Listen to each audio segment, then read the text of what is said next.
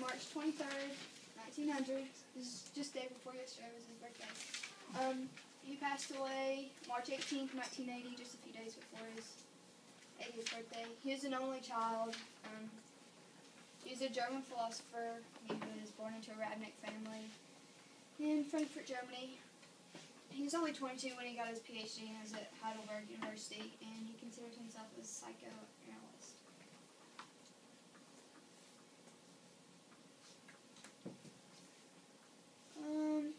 This is his early life. It's kind of hard to see.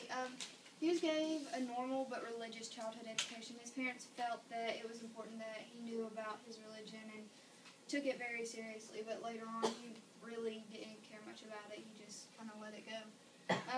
He got married in 1926 to Frida Reachman? And that's her over there. We just kind of squeezed her in. She's happy later. Yeah, she looks pretty happy there. It only lasted 4 years, and they continued to be friends afterwards. It wasn't really messy divorce or anything like that. And then in 1944, he got married again to Henny Gerland, but we couldn't find any pictures of her. In 1934, he left Nazi Germany and came to America. 1934 through 1939, he studied at the New School for the Social Research. He also studied and lectured at Columbia University in 1940 and 1941, and he lectured at Yale. He was considered a follower of Freud's views, but he considered them, but he liked to revise them and change them up to make them his own, especially social structure and the unconscious being, what makes up a person's character.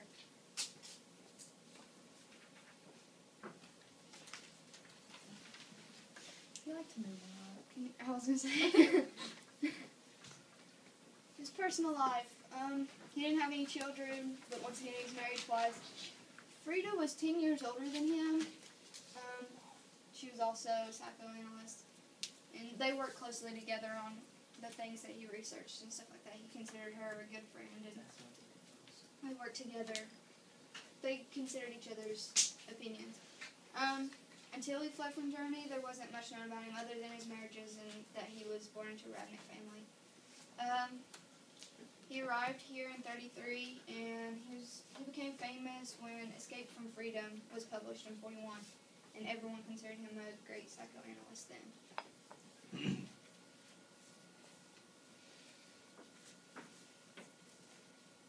Education. He was given a normal religious education, graduated from New York and Columbia University, and he earned his PhD at Heidelberg University. And this picture cracks me up. I don't know why. He's kind of scary looking there. Really scary looking, actually. He's staring at you, Brandon. But look how precious he is. Oh, yeah. Alright, his works. He became famous from Escape from Freedom in 1941, but other of his works include The Sane Society in 1955, The Art of Loving in 1956, Beyond the Chains of Illusion in 1962, Social Humanism 1965, Nature of Man, The Anatomy of Human Destructiveness in 1973. The working class in Weimar, Germany in 1984 was actually about the German class before Hitler came to power. So. And with this one, he lectured on it and stuff and talked about it, and then later decided that from those lectures he would write the book, and that's why it's published later, rather than whenever he actually lectured on it. Why did Fromm write? Well, he believed that humans do not act solely on their instincts. He believed that the important elements in an individual's life include the environment, socioeconomic circumstances, and especially the family. In the book, it says,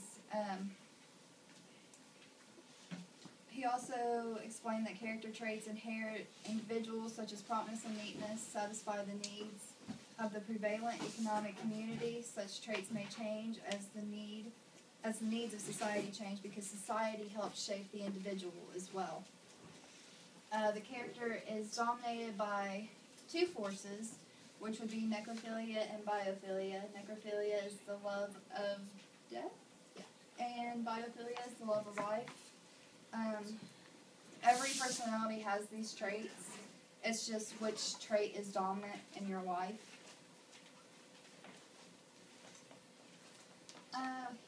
Fromm was very worried about the individual's role and humanity's effort in keeping the planet from total destruction.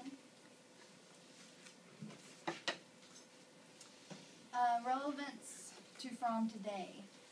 Today, we study him in our English classes. Lots of fun. Many psychologists, sociologists use his theories to build off of from where life was like in the 1900s to now. And we can further understand the way that people act and opinion of how character is formed and about the unconscious of a person.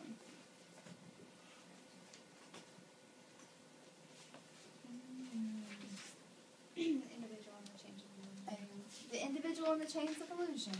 Yes, that happens to be the title. The genre is, of course, an essay. The author is Erich Fromm.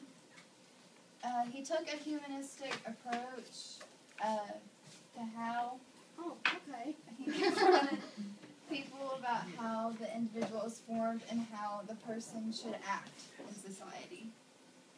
What you would expect. He wanted people to know his ideas, but he also wanted them to understand that just because this is what he thinks, it doesn't mean that they have to think that too. He believed strongly on, you can be an individual if you want. This is just what I think is going on.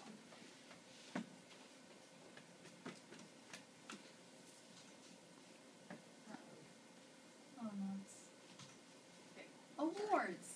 Though Fromm wasn't really awarded like a medal or anything, he was given the title as a great psychoanalyst. So that's his award. He is just great. Good job. Yes. Good Good job, job. Fromm. And that's our resources.